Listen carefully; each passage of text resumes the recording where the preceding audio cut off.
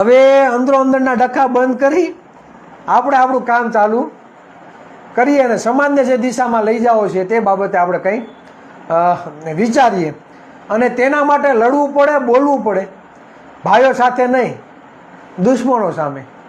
દોસ્ત કોણ છે અને દુશ્મન કોણ છે એની પરખ આપણે સમજવી જોઈએ. આપણે આપણા સમાજના એક પણ નેતા સાથે આપણે કાંઈ વાંધો નથી, એક પણ સમાજના વ્યક્તિ સાથે આપણે વાંધો નથી, પણ કહેવાનો મતલબ એ છે કે જ્યાં સુધી આપણે વાસ્તવિકતા નહીં સમજીએ, બરાબર, ત્યાં સુધી કાંઈ પરિવર્તન આવવાનું નથી. કોણ અધ્યક્ષ બનશે, કોણ પ્રમુખ બનશે, એમાં પડ્યા રહેવાથી કંઈ થવાનું નથી ભાઈ. સમાજનું કામ આપણે કરશું, સાચી દિશામાં સમાજને લઈ જશું તો કંઈક સમાજમાં પરિવર્તન આવશે. નરી આંખે તમે ટેક ચૂકવો છો એ નરી આંખે બિન અનામત વર્ગને આપવામાં આવે છે. આપણે એનો વાંધો નથી. આપણું શું, પાટીદાર સમાજ, ક્ષત્રિય સમાજના આંદોલનકારીઓના કેસો પાછા ખેંચાય, આપણે રાજી છીએ, કંઈ વાંધો નથી ભાઈ. પણ આપણું શું, ગૌણ સેવા આયોગ પસંદગીમાં હજી સુધીમાં ક્યારેય સિલેક્શન કમિટીમાં કોઈ ઓબીસીના દીકરાઓને લીધા નથી, એસસી એસટી સમાજના લોકોનો વારો નથી આવ્યો. આવું કેમ? તો આ બધા પ્રશ્નો છે. આપને ભાડે મકાન લેવા જાઓ ને તો જ્ઞાતિ પૂછે કેવી, તો કે કોળી, તો કોળીને નથી આપતા. હકીકત છે સુરતમાં પણ આજની તારીખમાં કેટલા બનાવ અમારી પાસે આવે છે. સીલ મારેલું મકાન લે, બરાબર, આખી સોસાયટી વાળા જાય કે તમને અમને પૂછીને ન મકાન લેવાય, તમે લઈ લીધું, આ અમે કોળીને નથી આપતા મકાન. હું ગયો છું બેઠકમાં, ભાઈ અમને ખબર છે આ પીડા એમને નથી બોલતી. જ્યારે તમને જ્ઞાતિ પ્રત્યે હળધૂત કરવામાં આવે ને ત્યારે ખબર પડે કે આપને આ લોકો તો એના કરતાં નીચા ગણે છે અને એનો જ ભોગ આજે આપણે બનીએ છીએ. બિન અનામત વર્ગને આપે છે, તમને નથી આપતા. આ વાસ્તવિકતા છે. સરકારમાં એવા લોકો બેઠા છે જે જાતિવાદી લોકો, આખું છે ને, આખી ટીમ છે. એ ટીમ કોળી કે ઓબીસીના દીકરા કે એસસી એસટી સમાજના દીકરાને આમ સાહેબ કહેવા પડે ને તો એને ઝાટકા લાગે, તો એને તકલીફ થાય છે. વાસ્તવિકતા છે. એટલે આપણા ભાઈઓમાંથી કોઈ મુખ્યમંત્રી નથી બનતું, ગૃહમંત્રી નથી બનતું. સમજાય છે? સવર્ણ સમાજમાંથી ભાજપના કેટલા અધ્યક્ષ બન્યા? CR પાટીલ હતા, જીતુભાઈ વાઘાણી હતા, નામ થતું જીતુભાઈ વાઘાણી, CR પાટીલ. ઓલો ઓબીસીનો આવ્યા છીએ વિશ્વકર્મા સાહેબ, કોઈ નામ લે છે? મને કયો નામ લેતા હોય તો. એને હાઇલાઇટ નહીં કરે. શું કામે? કે એ ઓબીસી છે એટલે. ઓબીસી છે એટલે એને હાઇલાઇટ નહીં કરે. આ તકલીફ છે. એટલે એટલી સમસ્યાઓ સમાજમાં છે. ગામડાની સ્કૂલો બંધ કરી દીધી. જ્યાં આપણો જ વિસ્તાર છે ત્યાં જ વધુમાં વધુ દારૂ વેચાય છે, ત્યાં જ જુગાર રમાય છે, ત્યાં જ 2 નંબરના ધંધા થાય છે. જ્યાં આપણી જ વસ્તી છે ત્યાં જ આપણી જમીનો કેમ પ્રકારે ષડયંત્રો કરીને જમીનો પડાવી લેવામાં આવે છે. આવી ઘણી બધી સમસ્યાઓ આપણા સમાજમાં રહેલી છે. પણ આ સમસ્યા માટે લડશે કોણ?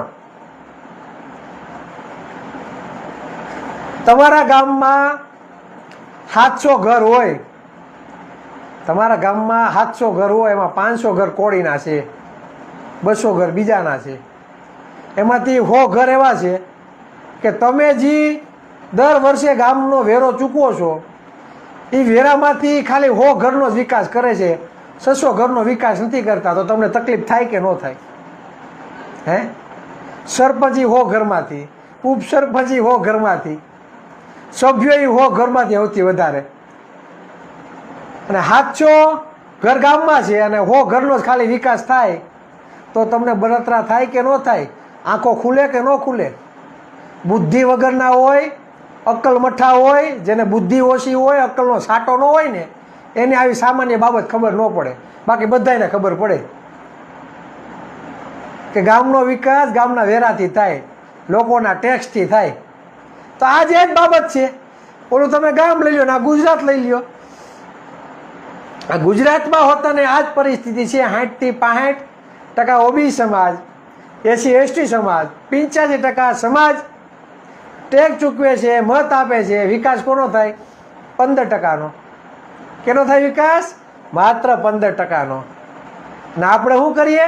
આપણે ઓલા નાટક મંડળી ઓલી લેવા આવે કે નાટક રમાડવા, એમ આપણે પ્રેક્ષકો બનીને આપણે જોઈએ નરી આંખે. ઓલા આમ ખેલ બતાવે અને આપણે આમ જોઈએ. અન્યાય સામે તમે અવાજ નથી ઉઠાવતા, એટલે એનો મતલબ એ થયો કે તમે અન્યાય સ્વીકારી લીધો છે ને ગુલામી તમે સ્વીકારી લીધી. હું ગુલામી તમે સ્વીકારી લીધી. જ્યાં લડવાનું છે ને ત્યાં નથી લડતા, એનું દુઃખ છે. અંદરો અંદર તૈયારી ચાલુ કરી દીધી. યુવા કોળી એકતા સંગઠનમાં જે લોકો જોડાય તેને ફોન કરીને એમ કે તમે આમાં શું જોડાણ, અમારામાં આવો ને તમને આ પ્રમુખ બનાવી દઈએ. બોલો, ફોન કરીને કે રેકોર્ડિંગ આવ્યા અમારી પાસે કે તમે આમાં, એટલે અમે કોઈ ના જ નથી પાડી. તમે ગમે એ સંગઠનમાં કામ કરો, તમે ગમે એ સંગઠનમાં કામ કરો, કોળી સેનામાં કામ કરો, માનધાતામાં કામ કરો, તાનાજીમાં કામ કરો, વિશ્વ ઓલું છે એમાં કામ કરો, મજા આવે એમાં કામ કરો. અમને કોઈનો વાંધો નથી. તમે તમારે સમાજનું છે ને કરો. એમાં અમારામાં જોડાઈને હું કામ ફોન કરીને તમે ઓલું કરો છો? એ તો બંધ કરી દો ભાઈ. હે, એ તો બંધ કરી દો. હું કામે આ કરો છો? તો બધાની ખબર જ હોય કોણ કેટલામાં છે, કેટલામાં નથી. પન્ના ખોરતા અમને પણ આવડે, બરાબર ને? અને જો ઉપર બેઠા દુશ્મનો સામે બોલી શકતા હોય, લડી શકતા હોય તો તમારી સામે બોલી શકીએ, લડી શકીએ. પણ એમાં અમારી શક્તિ વેડફવી નથી. અમારે દુશ્મનને ટાર્ગેટ કરીને લડવાનું છે, અંદરો અંદર નહીં. અંદરો અંદર નથી લડવાનું, બરાબર? અને અમે તો એવું કહે કે બધા યુવાનો તૈયાર થાવ ભાઈ. ચિરાગ ઝાલા એક નહીં, બધી જગ્યાએ એવા યુવાનો તૈયાર થાય છે સમાજ માટે લડી શકે, સમાજ માટે બોલી શકે, સમાજના કામ કરી શકે. અને આ તો ઘરમાં જ નડવાનું ચાલુ કરી દીધું. નડે એનો વાંધો નહીં, પોતે દૂધે ધોયેલા હોય ને એ રીતે, એમ, બરાબર? કોઈ લખણ બાકી નથી કે એમાં લખણ એવા ના હોય. બધા ટોટલી કોઈ વસ્તુ બાકી નહીં.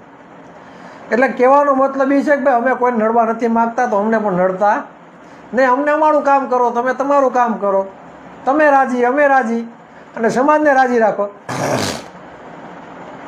એટલે કહેવાનો મતલબ એ છે કે જ્યાં આપણે લડવાનું છે ત્યાં લડો. એટલે અમારી દિશા ભટકાવવાનું પણ કામ ના કરો. અમારી દિશા ભટકાવવાનું પણ કામ ના કરો, બરાબર? ને હું કહેવા માગું ભાઈ હજી ખાસ મિત્રોને કે સમાજનો એક પણ વ્યક્તિ અમારો દુશ્મન નથી, અને અમે દુશ્મન માનતા પણ નથી. અમારા દુશ્મન જે છે અમને ખબર છે, પણ મહેરબાની કરીને અમને નડવાનું બંધ કરો, બરાબર? તમે તમારું કામ કરો, અમને અમારું કામ કરવા દો, બરાબર? એટલે ખાસ કરીને જે આપણી લડત લડવાની છે તે આપણે ચાલુ કરીએ, બરાબર? અને ખાસ